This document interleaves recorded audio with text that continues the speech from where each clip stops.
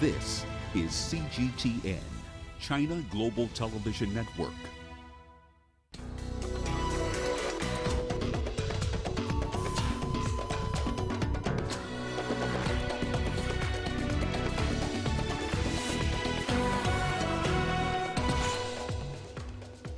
Search and rescue efforts continue as death toll from the Greece and Turkey earthquake rises to 27. Polls have opened in Côte d'Ivoire, where President Alassane Ouattara is seeking a third term. Plus, Sudan and the United States have signed an agreement to restore the African country's sovereign immunity. Hello and welcome to Africa Live, wherever you're joining us. This is Africa Live here on CGTN. I'm Mahia Mutua in Nairobi. Also coming up, in business, South African state power utility Eskom makes a net loss of $1.3 billion. And in sports, CAF Champions League semi-final deferred after President Ahmad tests positive for COVID-19. We begin in Europe, where the death toll from the earthquake that hit the Aegean Sea on Friday has risen to 27. Turkey has reported that 25 people lost their lives after the quake brought down buildings in the city of Izmir. 2 teenagers died in Greece. Well, for more on that story, we're now joined by CGTN's Michal Bardavid in Istanbul. Michal, just tell us how the rescue mission is going at the moment now. Well, it's a very intense rescue mission that's been going on. I mean, it's been nearly 20 hours now since the earthquake took place. They've been working throughout the night. They have about 5,000 people, rescuers, working intensely for this mission at this moment in Izmir specifically. There have been 831 people who have been injured due to this earthquake, according to Turkey's Disaster Management Authority. Now, there were 17 buildings that really suffered the most damage.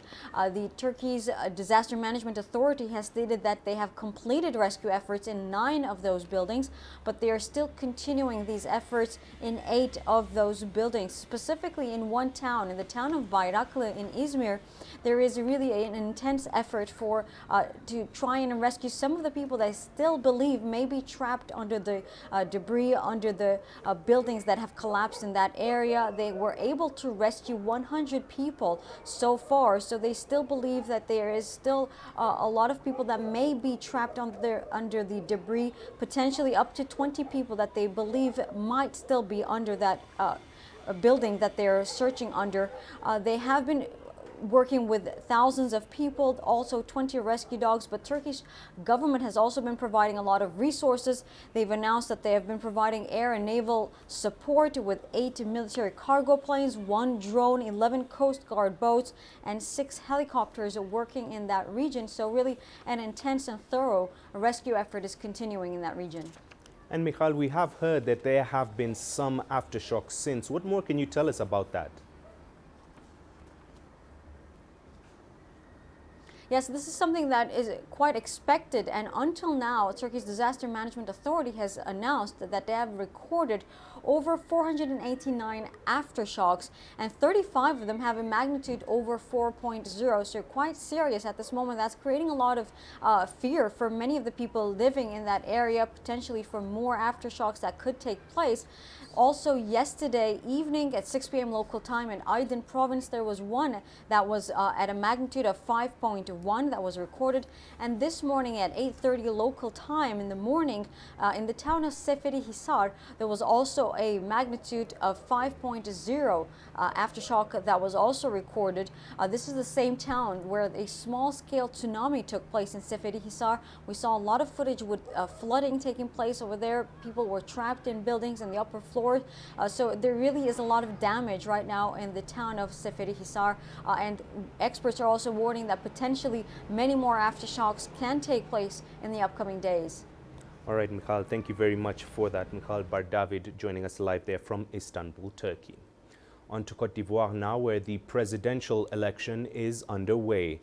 The poll is, however, surrounded by controversy. The opposition is boycotting the poll on grounds that the incumbent Alassane Ouattara should not be seeking a third term. His main challengers, Pascal Affi-N'Guesson and Henri Konan-Bédier, say his candidacy is unconstitutional. Ouattara says a constitutional change in 2016 reset the clock, allowing him to run for a third term. Tanzania's President John Magufuli has won the presidential election. According to the country's National Electoral Commission, Magufuli garnered 12.5 million votes, while his main challenger, Tundu Lissu of the Chadema party, got 1.9 million votes. Lissu has rejected the results and claims that the polls were marred by irregularities. Magufuli has promised voters that he will boost Tanzania's economy by completing infrastructure projects he started in his first term. Now, Sudan and the United States have signed an agreement to restore the African country's sovereign immunity. According to a statement released by the Sudanese Ministry of Justice, the agreement will settle cases brought against Sudan in U.S. courts, including the 1998 bombings of U.S. embassies in Kenya and Tanzania. The deal is part of a U.S. pledge to remove Sudan from its designation as a state sponsor of terrorism. Sudan has agreed to pay $335 million to victims of the bombing. The United States says it will remove Sudan from the list as soon as Khartoum pays the victims. Well, details have been unfolding about the knife attack in the southern French city of Nice on Thursday that left 3 people dead. Timothy Ulrich reports. A nation in mourning over the third attack in less than 2 months, authorities blame on Islamic extremists. The Nice municipality's police chief recounted the scene that responding officers came upon. Those who responded first were 2 municipal police officers who were called by a witness. These officers entered through the main entrance of the Notre Dame Basilica, and they came to see the flagrant crime scene. In this case, the 70-year-old woman who was unconscious on the ground over a sea of blood. He says the officers fired in self-defense after the suspected assailant tried to stab them. Police identified the man they took into custody as Brahim Awasawi. France's anti-terrorist prosecutor gave more details on the suspect on Thursday. When he was arrested, he was carrying a document from the Italian Red Cross in the name of a Tunisian national born in 1999. Officials in Italy say he arrived on an island off the coast of the country on September 20th. They say he was given an expulsion order on October 9th and left for France a few days later. He arrived amid growing outrage at France from Muslims around the world over the country's response to a beheading of a teacher by an Islamist extremist. French police say he got to Nice on Thursday, and they said on Friday 2 more suspects had been taken into custody in connection with the attack. Italy's interior minister also says Awasawi was not flagged as a dangerous person by Tunisian authorities. French officials say he was not on their list of suspected jihadists as well. And his family back in Tunisia do not believe he was behind the attack. I have presented my views to the world, and I want you to tell me what the church said. We want the truth of how my son carried out this terrorist attack. I want to see the surveillance camera footage. I will not give up my son's rights outside the country. I want my son, dead or alive. France has raised its terror alert to its highest, deploying thousands of soldiers as a precaution. And mounting anger from the Muslim world has the country on edge as a major Catholic holiday, All Saints' Day, approaches. Timothy Ulrich, CGTN. Meanwhile, Muslims in countries including Bangladesh, India, and Pakistan are protesting against what they see as France's animosity towards Islam. Demonstrators have condemned French President Emmanuel Macron, who recently called Islam a religion in crisis, as he defended the right to publish cartoons depicting the Prophet Muhammad. In Bangladesh's capital Dhaka, protesters beat and set fire to Macron's effigies, and in Pakistan, police fired tear gas to disperse protesters marching toward the French embassy in Islamabad. Many demonstrators are calling for a boycott of French products. The United Nations Development Programme in South Africa has released a COVID-19 Rapid Needs Assessment report. It highlights food security, unemployment, and disruptions in basic and higher education as some of the factors that affected South Africans during the COVID-19 pandemic. Yolisa Njamela now reports. Despite significant strides made by government to soften the blow of the COVID-19 pandemic, more still needs to be done to assist the vulnerable as the country faces a risk of resurgence. That's according to the COVID-19 Rapid Needs Assessment report. South Africa's Social Development Department commissioned the United Nations Development Programme to conduct the research with a particular focus on vulnerable groups. The study comes at an opportune time as our economy opens up. It will help inform our thinking and contribute to the evidence base needed for our decision. The report reveals that the human impact of the pandemic has been devastating with huge income losses, and that it is mostly adversely affecting the poorest in the country. The report depicts that the differentiated impact caused by spatial segregation, discrimination, and marginalization is really vivid and clear. Those living in townships and informal settlements have difficulty in complying with the public health guidance and are most at risk in catching the virus. It is women who have borne the brunt of recent unemployment, as has been depicted again in the report, and it is rural areas where unemployment and hunger are most concentrated. The key recommendation includes raising the COVID-19 relief grant. The special COVID-19 grant afforded to poor households was earlier this month extended to a further 3 months. It's a reminder that for so many inhabitants of South Africa, the social safety net that government grants provide is a vital lifeline, and the extension of grants in response to COVID-19 has enabled them to endure this crisis. I'm hoping that this report is going to be utilized so that we can develop the right interventions and make sure that South Africa takes the next step coming out of COVID. We must be in the forefront of ensuring that this report does not end up in the shelves or does not end up gathering dust somewhere. It is a report that we need to make sure that we implement. The launch of the report coincides with the end of Social Development Month, which is commemorated every year in October. Social Development Month marks the country's commitment to caring for the most vulnerable, particularly at these challenging times. Yolisa Njamela for CGTN in Pretoria, South Africa. It's time for us to take a short break here on Africa Live. Here's what's coming up. We have the latest on the U.S. presidential election as campaigns enter the home stretch. And researchers say people who are exposed to higher levels of pollution may be more likely to die from COVID-19.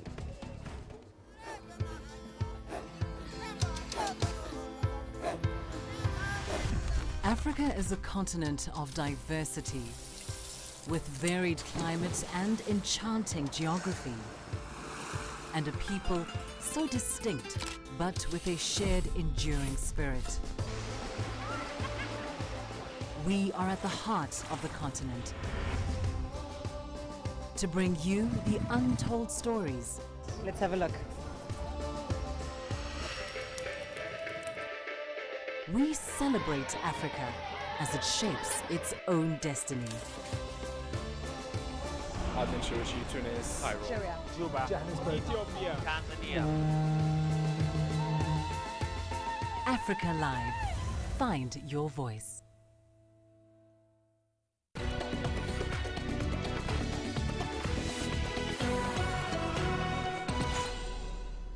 Welcome back. It is the final few days of campaigning in the U.S. presidential race.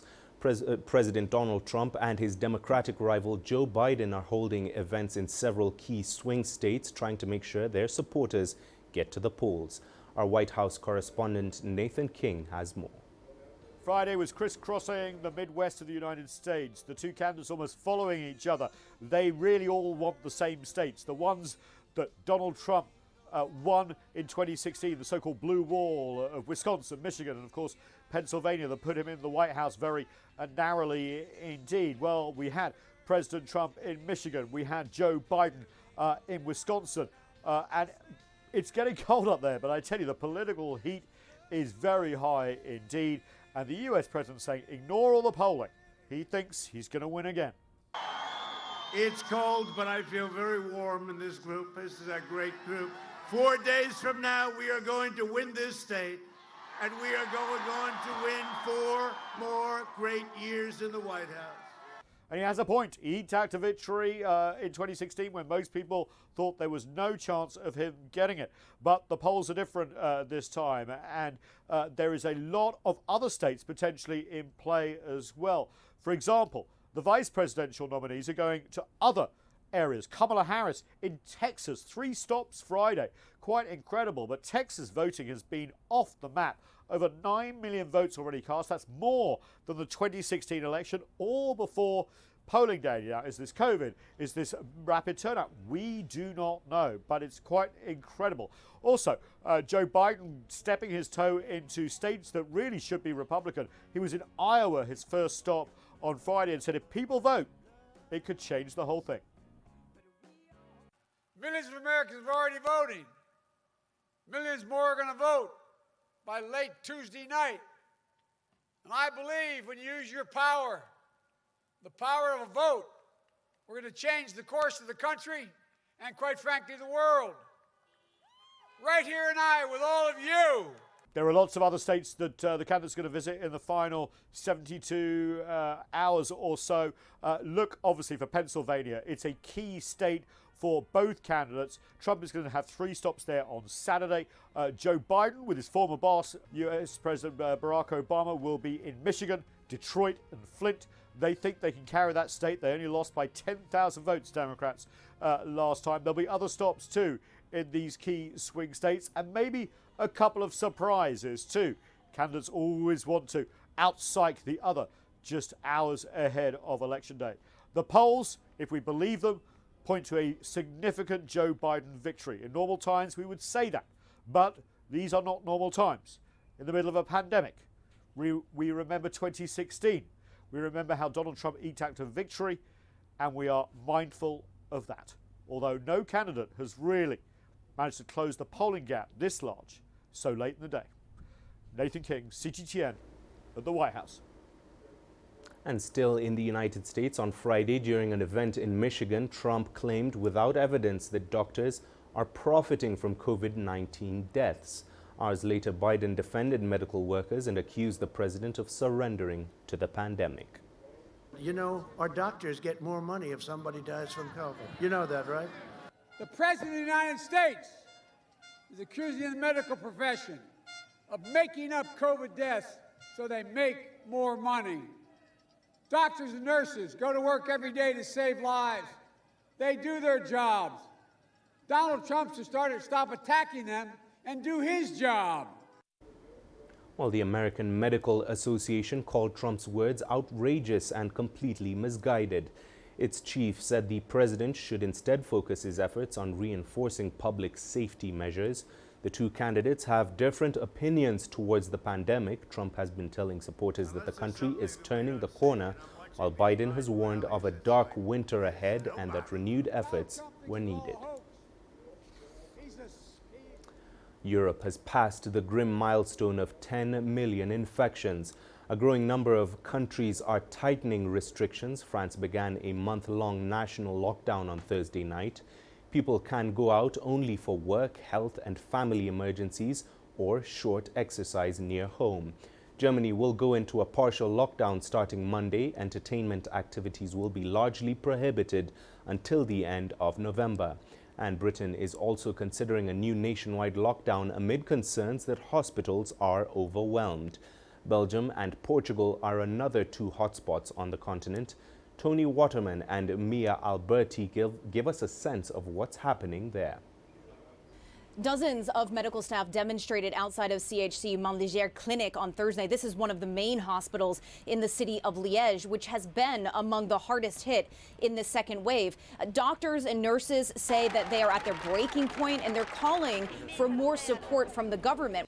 Daily hospital admissions are at a record high in Belgium, and by next week, all of the country's 2,000 COVID-19 ICU beds will be occupied if current trends continue. So some very serious decisions will have to be made about which patients are prioritized, and some of them may have to be transferred across the border to Germany for treatment. To keep the healthcare system from collapsing, doctors who have tested positive for the virus but remain asymptomatic have been called back to work because there just isn't any other option. In an address to the nation on Wednesday night, the Belgian Prime Minister Alexander De Croo called the situation critical, and he urged unity across the country's notoriously fractured political system. Stricter COVID-19 measures could be introduced nationwide on Friday. They're expected to cover the hospitality and retail sectors. Belgium averaged well north of 14,000 cases a day in the last week. And given this continued spike, a full lockdown can't be ruled out. And of course, what we are seeing in Belgium is happening across Europe. But Brussels still hopeful that things can be brought back under control. Portugal has come to a halt again. This time, movement between cities is being restricted nationwide until November 3rd. The move aims to avoid family gatherings ahead of the All Saints holiday. Families can't meet, but almost everything else is allowed. COVID-19 cases in Portugal are steadily rising. There has been an all-time high of 4,000 new cases in a day on October 29. Almost triple the record during the first wave. Portugal's infection rate is close to some of the worst affected countries in Europe, like France and the UK. But its death toll remains significantly lower. The government is already discussing imposing more measures, but the feeling here in Portugal is much different than what it was in the beginning of the pandemic. Now there is much more pushback against new restrictions, which may lead the president to announce a new state of emergency very soon once again. Mahia Mutua, CGTN, in Lisbon. A study by researchers at Harvard University suggests a link between coronavirus deaths and air pollution. It proposes that people who are exposed to higher levels of pollution may be more likely to die from COVID-19. And it's raising concerns, especially in India, where some experts are worried a rise in pollution during the winter could hamper efforts to contain the coronavirus. Look at India. It's filthy. The air is filthy. This remark sparked various reactions, but India's dreaded air pollution is a reality today. Smoke from farm stubble burning has engulfed the capital city, Delhi, with no respite for the residents. It seemed the pollution was less today, but when my friends and I went out for cycling, we felt some tightness in our lungs. The pollution is becoming hazardous. The rising pollution is a cause of concern for India's battle against COVID. Several scientific studies from Harvard University to Cambridge show that rising pollution can have an adverse effect on COVID-19 patients. Coronavirus attacks the respiratory system, which gets compromised due to inhalation of bad air. Well, it has a direct effect. Inhalation of these toxic fumes leads to a worsening of the condition of the lungs. Inflammatory processes start, and it can lead to infection. It can even lead to pneumonia. And over a period of time, they also compromise your lung function. So all these put together, along with the winter season coming in, can lead to a spike in the number of COVID cases. Delhi's air pollution has slipped from very poor to severe levels in the last 2 weeks. Particulate matter levels here are 12 times more than WHO's safe limit. Efforts are being made to reduce the pollution by installing anti-smog guns and towers around the city. Residents are being encouraged to participate in a new campaign, Red Light On, Engines Off, to tackle air pollution. But experts say these are just emergency measures. These are all band-aid solutions. These are all firefighting solutions. This is not called strategy. And it's not as if we've woken up to a bad air day or air pollution just last fortnight. We've actually been aware of this and we've been living with this, or in fact, we've been dying of air pollution for last several years. And despite that, we don't really see any concrete, comprehensive, collective effort by any government machinery in that sense. India dominates the list of world's most polluted cities. In areas where pollution levels are high, the government needs to be better prepared with sufficient medical equipment, staff and hospitals.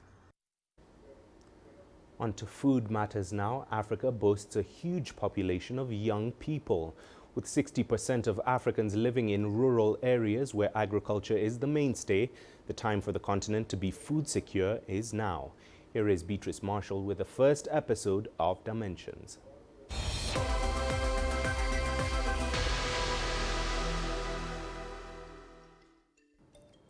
The inability to produce enough food to feed Africa's slightly over 1.2 billion people could in the long term pose the biggest threat to the continent's peace and security.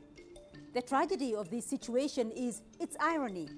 Some statistics can help put the continent's untapped agricultural potential in perspective. 60% of the world's arable land, the world's youngest labor force, took up it. 60% of the population live in rural areas, the heartland of farming. Now, a 2019 McKinsey report found that Africa could in fact be 2 to 3 times more productive if it intensified its agricultural productivity. And it has been shown to work. In just 5 years, between 2004 and 2008, Malawi moved from a food-deficient country to a food surplus, one with the ability to export to its neighbors. The magic bullet was a farm input subsidy program that targeted smallholders. Indeed, the case for a strong agricultural sector is fairly straightforward. According to the World Bank, agriculture is Africa's largest economic sector, representing 15% of the continent's total GDP, or more than $100 billion annually. So what ought to be done? The key decision of the 2003 Maputo Declaration on Agriculture and Food Security that required countries to invest 10% of their national budgets in agricultural development must be adhered to. Increased investment in cultivation will help combat spiraling food shortages, hunger and malnutrition. Agriculture ought to be repackaged to appeal to the youth. In an increasingly digital world, technology can drive agricultural transformation. Young people are more innovative and tech-savvy. And frankly, it's going to be difficult to achieve the much-desired economic takeoff without sustained food security. Africa, the time to refocus is now. And working hand in hand with the international community can help achieve faster the goal of a food-secure world for all humanity.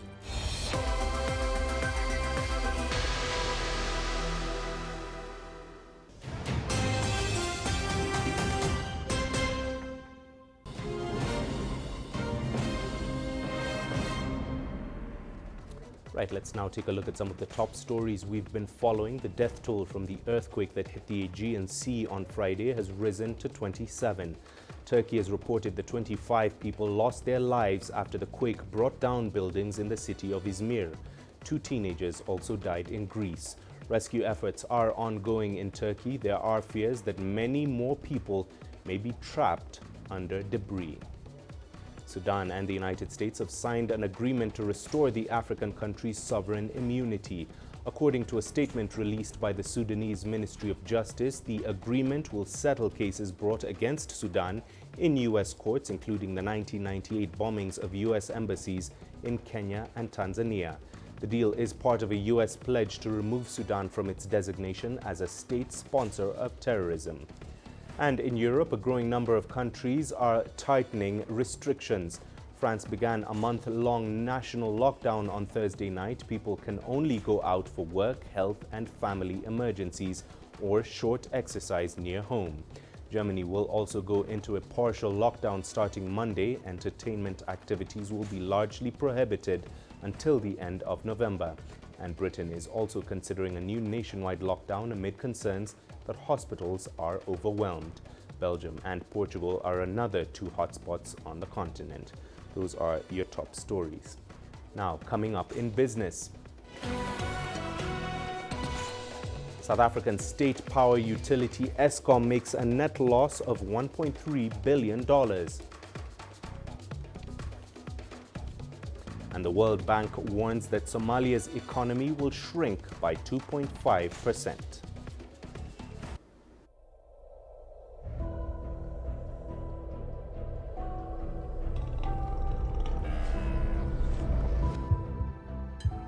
It's just taken me completely out of my depth, but at the same time it's exciting. It's new, it's different, it's a challenge. It's really exciting.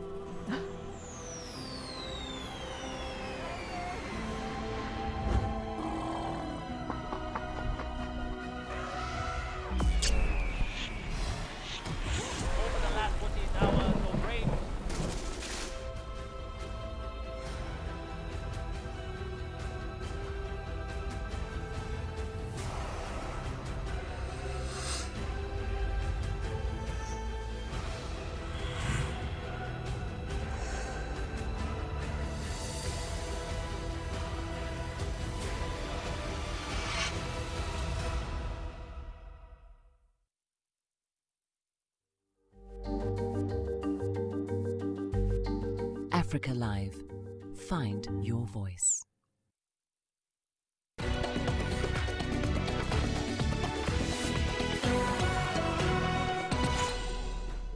Time for the business, starting with South Africa, where the state power utility Eskom says it made a net loss of $1.3 billion in its financial year ending in March 2020. But the company, which struggles to power Africa's most industrialized economy and is reliant on government bailouts, expects to make an even larger loss of $1.6 billion in the current financial year ending in March next year.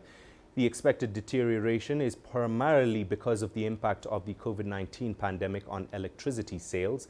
Eskom's debt rose to about $29.6 billion from roughly $27 billion a year earlier. The new debt figure is equivalent to more than 9% of the country's gross domestic product. Kenya Airways is pushing to have its pilots paid per trip as the national carrier seeks a lower wage bill to weather the coronavirus storm that has crushed air travel demand. KQ says it'll pursue talks with the pilots over the radical pay plan.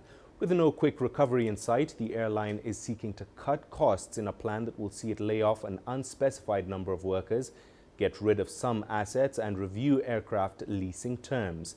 The carrier, which was struggling long before the COVID-19 outbreak, has deployed 26% of its airline capacity on reduced air travel, especially on European routes. The airline earlier said it preferred to lay off half its pilots to withstand the cash flow crisis deepened by the COVID-19 pandemic. The World Bank has warned that Somalia's economy will shrink by 2.5% this year, revising its initial forecast of 3.2% growth due to the impact of the coronavirus. Apart from the pandemic, the Horn of Africa economy has also been hit by severe flooding this year and a widespread infestation of desert locusts, which is in its second wave. The pandemic is projected to push the economy into contraction, increase fiscal pressures, and deepen poverty in 2020. Somalia secured the ability to receive debt forgiveness from key creditors in March following years of a slow recovery accompanied by frequent violence by militants, allowing it to return to the international financial system for the first time in 30 years. Absa Bank Kenya has announced a commitment to plant 10 million trees across Kenya by 2025. The move is in line with the bank's renewed sustainability agenda. Absa plans to be carbon neutral by the end of 2040. It is aligning its business and operations with the Sustainable Development Goals Paris Climate Agreement and global impact. Last month, it was recognized as the first bank in Kenya to join the Kenya Green Building Society as a champion for initiatives that promote the green economy. ABSA, in the meantime, has also announced a commitment to equip 1 million youth with the requisite employment and entrepreneurial skills under its Ready to Work program by 2023. Ethiopia is one of Africa's largest producers of Arabica coffee, which is the backbone of the country's agriculture-led economy. From Addis Ababa, Girum Chala explores how Ethiopia's coffee exports have continued to surge despite the coronavirus pandemic. Almost everywhere in the world, and for most people in different countries, the morning coffee is an important day starter. Well, I think I'm one of those people. And in here, what I have is one of the world's finest Arabica coffee. Strong, aromatic, and exciting. Ethiopia's coffee is famous worldwide, and export destinations include Middle East, China, Japan, most of Europe, and the United States. And thanks to the Ethiopian Commodity Exchange, coffee trading has become up-to-date, transparent, and quick. It's also helping small-scale coffee growers benefit more.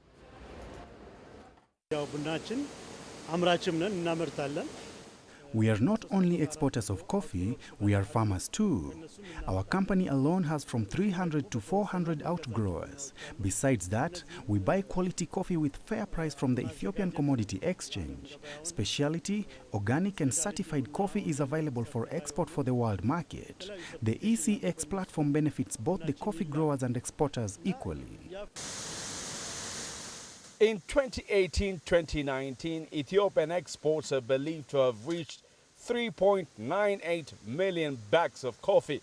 That is 238.8 metric tons, making it the most important African coffee exporter and the 10th largest exporter in the world. And so the government has given due attention for its development. Experts say the all-rounded work from coffee bush to market has paid off.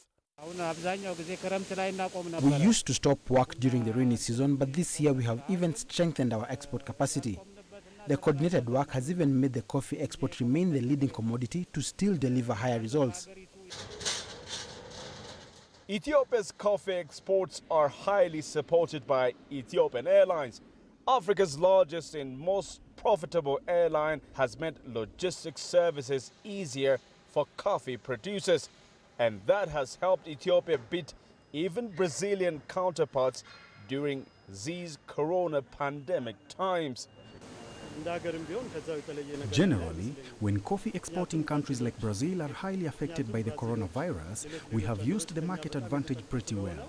The product movement has been assured by our very own airliner too. Therefore, global customers have increased their ties with us for their coffee demands to be met. According to available data, Ethiopia's coffee domestic demand in Africa's top coffee consumer is expected to remain robust. Ethiopian coffee consumption expected to rise by 2.4% in 2019-2020. Girum Chala, CGTN, Addis Ababa, Ethiopia.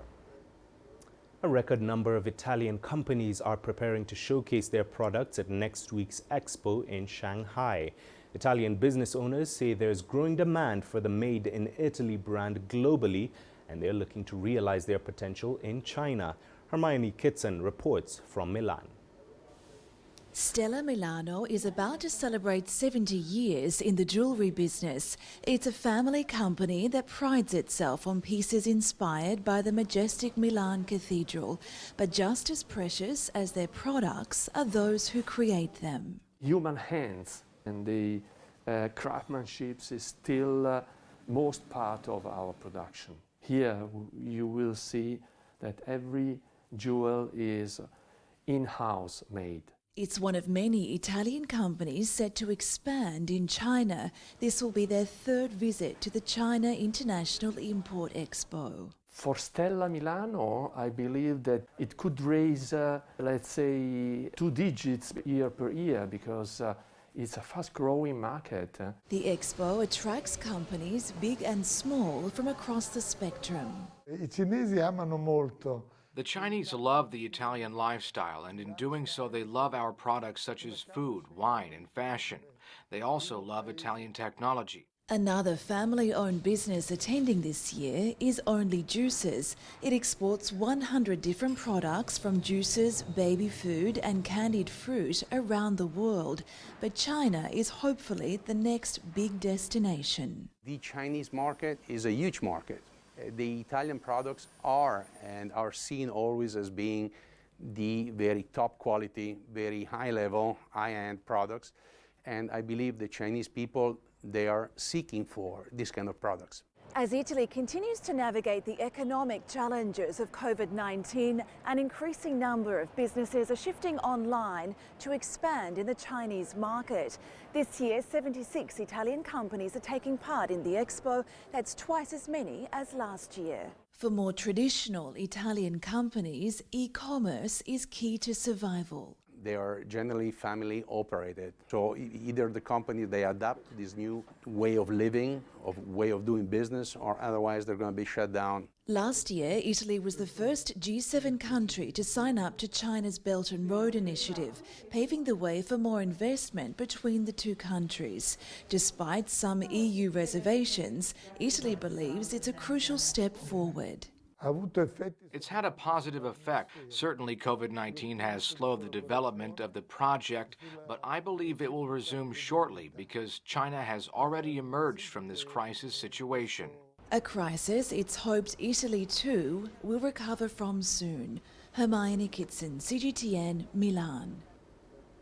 Well, it's time for us to take another short break, but don't go anywhere. We'll be right back with more on Africa Live. Join us in global business and see Africa through our eyes. The greatest journeys, the greatest sights, the greatest adventures. Here in Panater, this weir allows the locals to walk on water. We're far more than just TV news. We're your passport to the wonders of Africa. To bring you stories of struggle, survival and hope.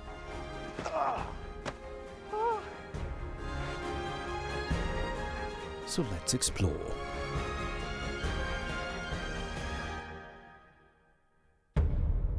CGTN. See the difference.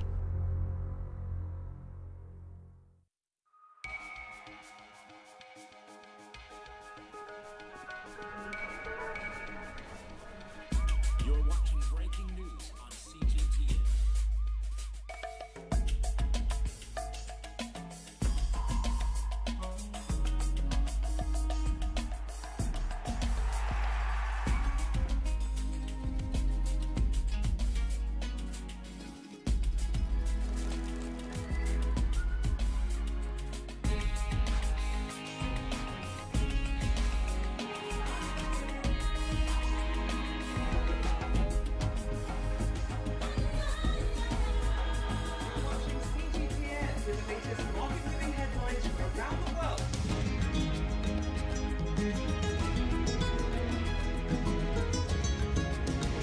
Welcome to the world today on CGTN.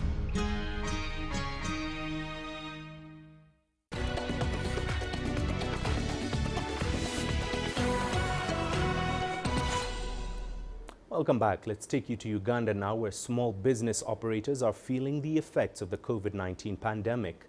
The World Bank says women-led businesses are the most vulnerable to the impacts of the pandemic. One restaurant owner in Kampala has decided to scale back her business and operate it at half its normal capacity.